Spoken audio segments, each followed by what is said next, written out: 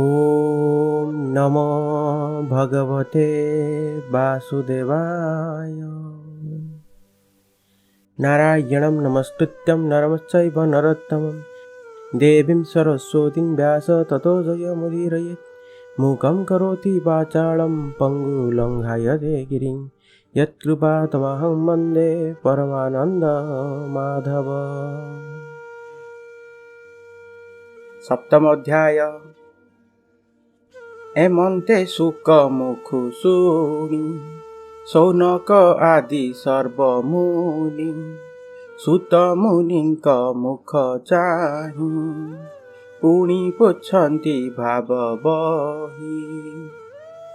शौनकोवाच व्यासंको छाड़ी गंगा कूले नारद गले जेते बेले चित्ते संशय जेते थिला नारद बाक्ये दूर हेला से सर्वगुणे अधिकारी नारद वाक्य चित्ते धरी पुणी की कले पुण्य देहा कह आम्भंकु जेबे दया।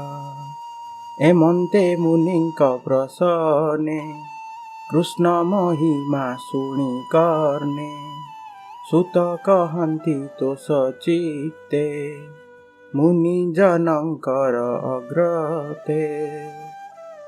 सुतोवाच से ब्रह्म नदीर पश्चिमे आश्रम श्रम्या प्राशनामे जहि अशेष मुनि जन एणु अनेक यज्ञ स्थान मध्ये बदरी नामे वन व्यासंक नियत आश्रम सेवने सरस्वती जले स्नान सारी प्रातः काले कृष्ण महिमा चिंती मने मुनि बसिले जोग ध्याने निर्मल मने ध्यान करी तक्षणे प्रभु नरहरि माया सहिते हेले दृश्य जे पूर्व पुराण पुरुष जे माया त्रिगुणे जड़ित अज्ञान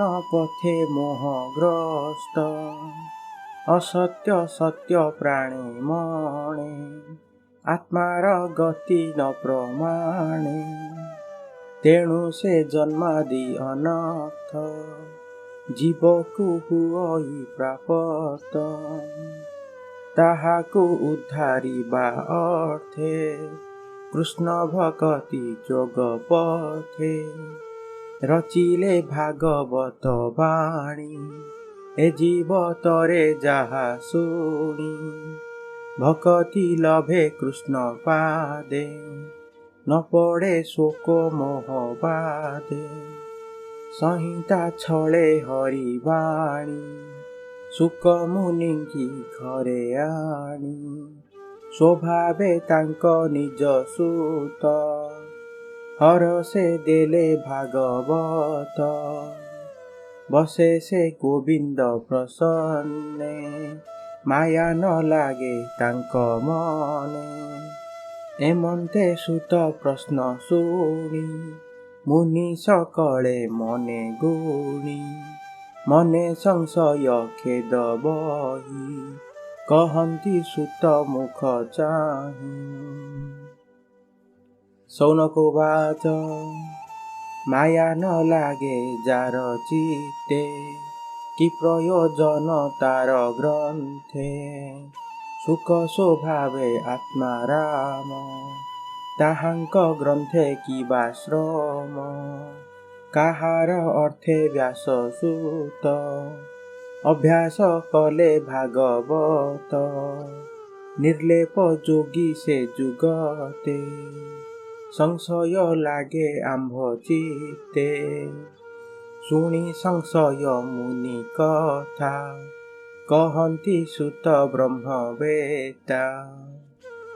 सुतोवाच स्वभावे मुनिकर चित्त ग्रंथरे नुहई ग्रंथित तथापि अकिञ्चनपणे भजन्ति गोविन्द चरणे जेणु सकल भूते हरि परम आत्मा रूपे पुरी तेणु भक्ति अतिरेके कहन्ति एककु आरेके से सुख मुनि शुद्ध चेता नित्य अभ्यासे कृष्ण कथा भक्त जन प्रिय अर्थे जाहार जन्म ए जगते एबे हो सुन विप्रजने हरिचरित अवधाने भक्त परीक्षित कथा पण्डुनन्दनଙ୍କ व्यवस्था कुरु पाण्डव युद्ध अन्ते वीरे गमिले वीरपथे भीमसेनर गदाबाजी दुर्योधनर जानु भाजी पलाई गला प्राण डरे लुचिला व्यास सरोवरे एमन्ते होइला रजनी जले भालई भय घेनी कान्दई जीवन विकले द्रोण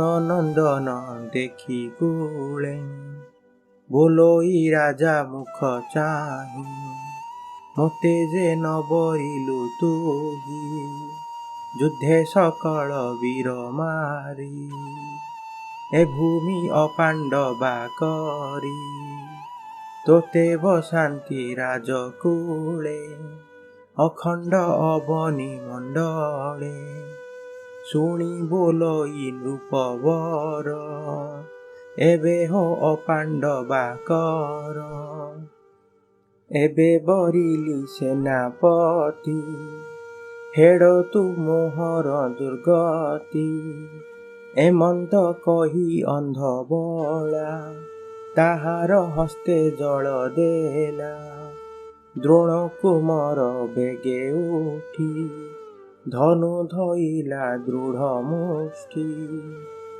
मंत्रीण नारा चपेसिला पांडव शिविरे पड़िला द्रौपदी पांच जे कुमारे शोई नथिले अंतपुरे पड़ी काटिला तांक शिर शबद कला महाघोर शुणी कंपिले दिगपाले पुरिला भूमि अंतराले अति निंदित कर्म कला दैव बसे द्रोण बला द्रौपदी शयन उपेक्षी पुत्र मरण दुखे दुखी विकले करई रोदन तापासे मिलिले अर्जुन अनेक शांति वाक्य कही बोले द्रौपदी मुख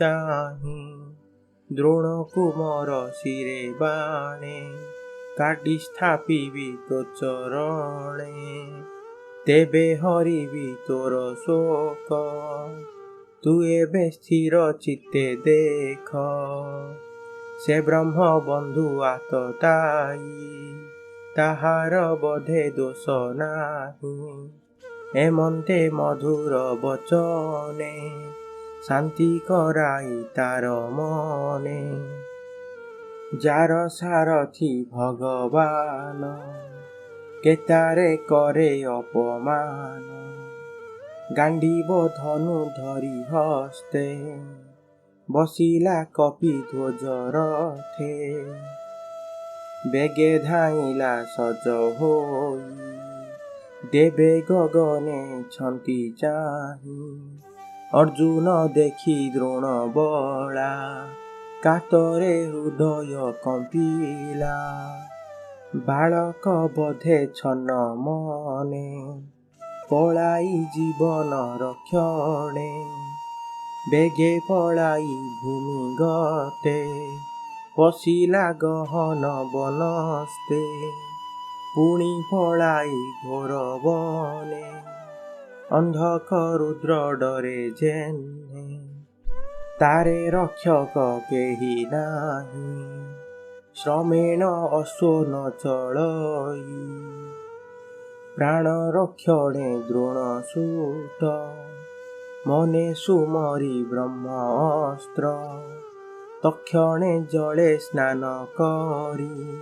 ବ୍ରହ୍ମ ଶିରାକୁ ହସ୍ତେ ଧରି, ସଂହାରେ ନ ଜାଣେ ତାହାରେ। ପେଶିଲା ଅର୍ଜୁନ ଉପରେ, ସ୍ୱଭାବେ ବ୍ରହ୍ମ ଶିରା ନାମ। ତେଜେ ବିରାଜେ ରବି ସମ, ତାର ପ୍ରଚଣ୍ଡ ତେଜ ଚାହିଁ। କମ୍ପଇ ଅର୍ଜୁନର ଦେହି, ବ୍ରହ୍ମ ଅସ୍ତ୍ରକୁ ଭୟ କଲା। ଗୋବିନ୍ଦ ମୁଖକୁ ଚାହିଁଲା, ପଡ଼ି ଅଭୟ ପାଦ ତଳେ। ବୋଲୋଇ ଜୀବନ ବିକଳେ। अर्जुन उवाच हे कृष्ण कृष्ण जोगेश्वर, शरण जनक सोदर। संसार अनल दहने, डरे स्मरन्ति तोते जने। ताहांकु देउ मोक्ष गति, अभय ब्रह्मे से पसंती। आदि पुरुष निरंजन, प्रकृति परे तो विश्राम। स्वरूपे माया को संहारु, कैवल्य रूपे तू विहरु। एणु तोहर गति नाही, मायार बले न जानई। ए जीव लोके घोर माया, तुटई जारे करु दया। ए जे तोहर अवतार, खंडिब अवनीर भार। तोरे शरण जे पसई, संसार ताकु न लागई। एणु मोहर गति तुही, तो माया बल मु जानई। ए जे आसई ब्रह्म सर, तेजे आच्छादी तिनि पुर। स्वभावे प्रचंड दारुण, देखि कंपई मोर प्राण। कह कि करिबि गोसाई, तो तहु आन गति नाही। अर्जुन वाक्य शुणी हसी, कहन्ति प्रभु ब्रह्म राशि। श्रीकृष्ण वाच जीवन डरे द्रोण बला, अति मानुष कर्म कला। मंत्र न जानई संहारे, बेगे पेशिला प्राण डरे। एहा निबारे शस्त्र नाही, केही न जाने देह बही। तू तो सकल शास्त्र जाणु, चंचल चित्ते न प्रमाणु। ए ब्रह्म शस्त्र तेज घोर, तू ब्रह्म शस्त्रेण निवार। सुत उवाच श्रीकृष्ण गोविंद मुखुबाणी। अर्जुन मने मने गुणी, तक्षणे आचमन कला। कृष्णंकु मने सुमरिला, द्रोणंक तहु अछि जानी। भावे कहिले चक्रपाणी, ब्रह्मसर को ब्रह्मसर। मंत्री पेशिला वीरवर, गगन मध्ये बेनिसरे। भूमि कंपई थरहरे, अर्क अनल प्राय दिशि। बेड़िले 10 दिगग्रासी, सेबेनी शस्त्र तेज राशि। प्रलयानल प्राय दिशि, दहिबा प्राय त्रिभुवन। देखि डरिले सर्वजन, ତେଜେ ତାପିତ ତ୍ରିଭୁବନ, ତା ଦେଖି ତକ୍ଷଣେ ଅର୍ଜୁନ। କୃଷ୍ଣ ବୋଇଲେ ଶୁଣ ବୀର, ଅସ୍ତ୍ରେ ସେ ଅସ୍ତ୍ରକୁ ସଂହାର। ଯହୁଁ କହିଲେ ଚକ୍ରପାଣି, ତକ୍ଷଣେ ସଂହାରିଲା ଆଣି। ରଥୁ ଓହ୍ଲାଇ ମହାରୋଷେ, ଧଇଲା ଅଶ୍ୱତ୍ଥ ଥାମାକେଶେ। ପ୍ରଚଣ୍ଡ ରୋଷେ ଶିର ଝୁଣି, ଆକର୍ଷି ପଡ଼ିଲା ଧରଣୀ। କର ଚରଣ ତନୁ ଛନ୍ଦେ, ବେଗେ ବାନ୍ଧିଲା ମାଲବନ୍ଧେ। ବରୁଣ ପାଶକୁ ସୁମରି, ପଶୁଙ୍କ ପ୍ରାୟ ବନ୍ଦୀ କରି। ଅର୍ଜୁନ ମନେ ଦୟା ବହି, ରାଜସଦନେ ନେବା ପାଇଁ। ରଥର ଦଣ୍ଡେ ବାନ୍ଧେ ଆଣି, ଦେଖି ବୋଲନ୍ତି ଚକ୍ରପାଣି। ଏ ବ୍ରହ୍ମ ବନ୍ଧୁ ବତ୍ସ ଦ୍ରୋହୀ, ଏହାକୁ ଦଣ୍ଡେ ହେନ ଥୋଇ। ମନେ ତୁ ଅନ୍ୟ ନ ବିଚାର, ବେଗେ ଏହାର ପ୍ରାଣହର।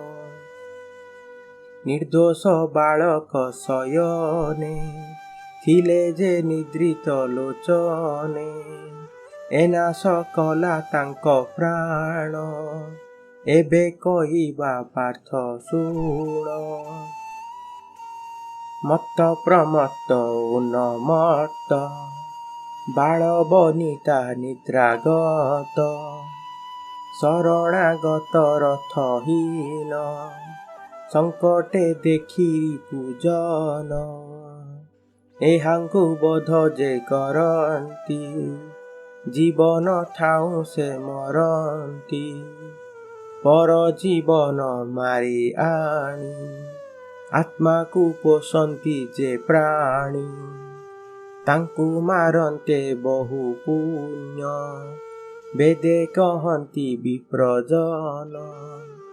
ତୁ ଯେ ଦ୍ରୌପଦୀ ଆଗେ ରହି, ପ୍ରତିଜ୍ଞା କଲୁ ଗର୍ବ ବହି। ବୋଇଲୁ ନ କାନ୍ଦ ସୁନ୍ଦରୀ, ତୋର ରିପୁକୁ ମୁହଁ ଧରି।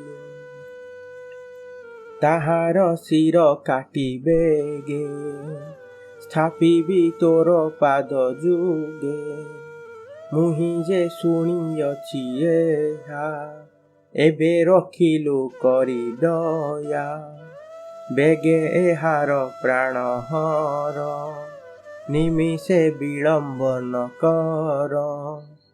ଏ ପାପୀ ଆତତାୟୀ ନର, ବାଳକ ହନ୍ତାଏ ତୁମ୍ଭର। ଯାହାର ଆଶ୍ରେ ଭୋଗ କଲା, ତାର ଅପ୍ରିୟ ଏ ଚିନ୍ତିଲା। ଏଣୁ ଏ କୂଳ ପାଂଶୁ ପଣେ, ନିତ୍ୟେ ବଞ୍ଚଇ ଘୋର ବନେ। ସୁତୋବାଚ ଏମନ୍ତେ ଧର୍ମ ପରୀକ୍ଷାର୍ଥେ, କୃଷ୍ଣ କହିଲେ ନାନା ମତେ। ଅର୍ଜୁନ ନ ଶୁଣଇ ତାହା, ଗୁରୁପୁତ୍ରକୁ କରି ଦୟା। ଯଦ୍ୟପି ଅଟେ ପୁତ୍ର ଦ୍ରୋହୀ, ତଥାପି ବଧେ ଇଚ୍ଛା ନାହିଁ। ତକ୍ଷଣେ ଉଠି ବୀର ପାର୍ଥ, ବନ୍ଧନ କରି ଗୁରୁସୂତ। ଦ୍ରୌପଦୀ ଆଗେ ନେଇ ଦେଲା, ତୋରିବୁ ସମ୍ଭାଳ ବୋଇଲା। ନିନ୍ଦିତ କର୍ମେ ହୀନ ହୋଇ, ବନ୍ଧନ ପଶୁ ପାଶେ ଦେଇ।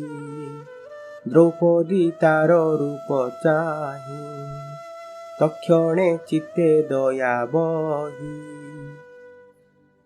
ପୁତ୍ରଙ୍କ ରିପୁ ଏ ନିୟତ, ସ୍ୱଭାବେ ଦ୍ରୋଣ ଗୁରୁସୂତ। ଅନ୍ତରେ ନମସ୍କାର କଲା, ଅର୍ଜୁନ ମୁଖକୁ ଚାହିଁଲା। ବୋଲଇବେନି କର ଯୋଡ଼ି, ବନ୍ଧନ ଦିଅ ବେଗେ ଫେଡ଼ି। स्वभावे विप्र गुरुजन विशेषे द्रोणंक नंदन रहस्य धनुर्वेद ग्राम विसर्ग संहार संयम सकल अस्त्र शस्त्र कला जे गुरु पणे शिखाइला सेहिटी पुत्र रूपे जात आत्मारु आपणे संभूत स्वामीर तहु अधे घेनी जुकते एहार जननी स्वामीर संगे से नमला जेणु ए पुत्र तार थिला तुम्भे धर्मज्ञ महाभाग एनो हे तुम्भ दंड योग्य ए तोर धर्म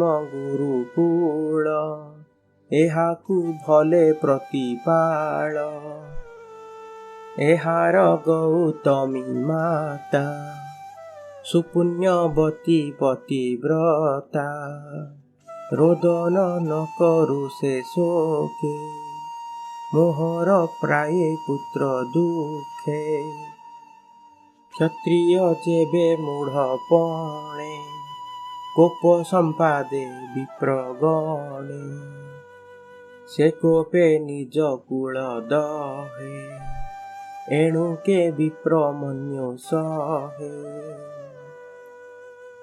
सुतोवाच द्रौपदी धर्म न्याय वाणी हरसे युधिष्ठिर शुणी नकुल सहदेव सात्यकी अर्जुन पांडव गोविंद आदि शुणी करी कुंती सहिते जेते नारी मौने किछि न बोइले से धर्म अंतरे जानिले ताहांक मध्ये भीमसेन कटाक्षे अरुण लोचन कोपे अनाई कृष्ण मुखे बोलंती अति मन दुखे तीक्ष्ण खड़गे काटी शिर एहाकु नरकु कर उद्धार कि प्रयोजन किबा अर्थे ए पापु तरिब केमन्ते शयने शिशुवध कला स्वभावे जिउ जिउ मला द्रौपदी तुले चक्रपाणि ए धर्म भीम मुखु शुणी अळप हासे भावग्राही बोलंती अर्जुन को चाहूं। श्री भगवान वाच ब्राह्मण बध योग्य नोहि एहा मु शास्त्रे अछि कही जे आतताई कर्म करे अधर्म मार्गे शस्त्र धरे जीवन थाउ से मरंती अन्ते नरक पथ चिंती मरण उचित एहार एहाकु रख वीरवर उभय वाक्य मोर कर जे धर्म उचित व्यवहार द्रौपदी पुत्र शोक बळे तुझे बोइलु अवहेळे तोहर पुत्र शत्रु मारी शिर चरणे पूजा करी खंडीव पुत्र शोक तेबे मोर वचन कर एबे शस्त्रे हार तेजहर जीवन मृत्यु प्राये कर शास्ति लांछने ये बिहरु ए विप्रजन जे न मरु शोक न थाउ कृष्णा चिते एकथा कर भीम हिते एकथा मोर सनमत शुणी अर्जुन कृतकृत्य तक्षणे उठी कोप भरे ତୀକ୍ଷ୍ଣ ଖଡ଼ଗ ଧରି କରେ, କେଶ ଧଇଲା ବାମ ହସ୍ତେ, ମଣି ଯେ ଥିଲା ତାମ ମାଥେ। ଖଡ଼ଗ ଧରି ଦୃଢ଼ ମୁଷ୍ଟି, ମଣି ସହିତେ ଶିଖା କାଟି, ଆଣି ଥୋଇଲା ବାହୁବଳେ, ଦ୍ରୌପଦୀ ଦେବୀ ପାଦ ତଳେ। ବନ୍ଧନ ତକ୍ଷଣେ ଫେଇଲା, ଦ୍ରୌପଦୀ ତା ମୁଖ ଚାହିଁଲା। ବାଳକ ହତ୍ୟା ଦୋଷେ ହୀନ, ମଳିନ ଦିଶେ ତା ବଦନ।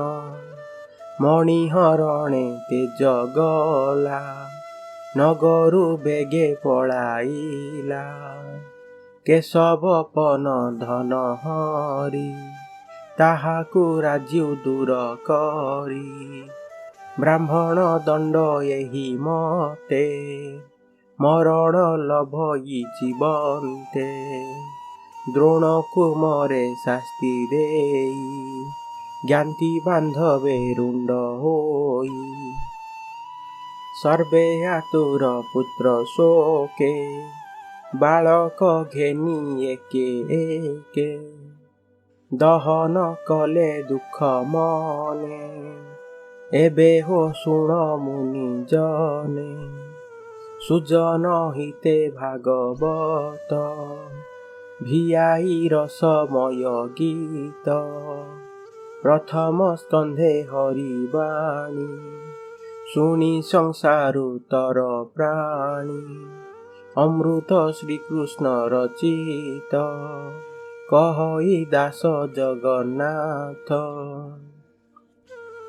इति श्रीमद्भागवते महापुराणे पारमहंस्यां संहितायां प्रथमस्कन्धे द्रोणी निग्रहो नाम सप्तमोऽध्यायः।